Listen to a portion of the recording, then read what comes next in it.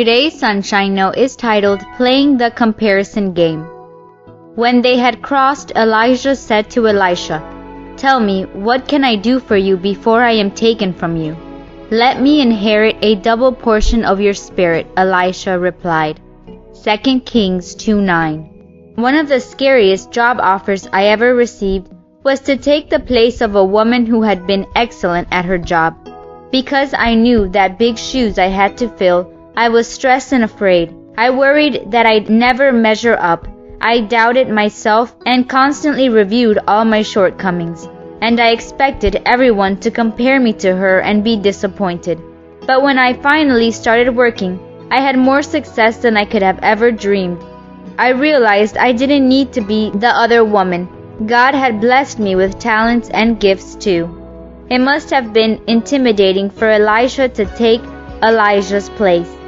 He probably felt very small as he watched his predecessor ride to heaven in a fiery chariot. He knew what big shoes he had to fill. I wonder if he felt stressed out or afraid of his new position. We don't know. All we know is the amazing things he did. A town's water was bad, so he poured salt in it, and suddenly the entire water supply became useful. A bunch of prophets who were cooking a large stew accidentally put poisoned gourds in it, but Elisha added some flour and it became edible.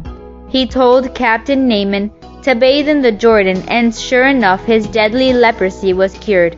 A student who borrowed an axe lost the metal axe head in deep water, and Elisha made it rise to the top. A widow who was about to lose her 2 sons to a creditor's slavery asked for help, and he had her collect as many empty jars as she could get. She began pouring oil from her near-empty oil jar into the jars, and soon every single jar was filled to the top. She was able to sell the oil, pay her debts, and keep her sons. Then there was his greatest miracle. A rich older woman who had provided a home for Elisha, building him a room and cooking for him, longed for a son, and one day she miraculously had one. But years later the boy died. She hurried to find Elisha. He came at once and brought the boy back to life.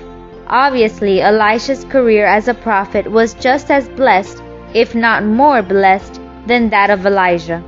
It's really easy to compare yourself to other people, especially good-looking, well-liked, successful ones. It's easy to doubt yourself and to feel inadequate. Don't do it. God has blessed you with your own set of gifts and talents. Trust Him to use your life for His honor and glory. May God bless you today.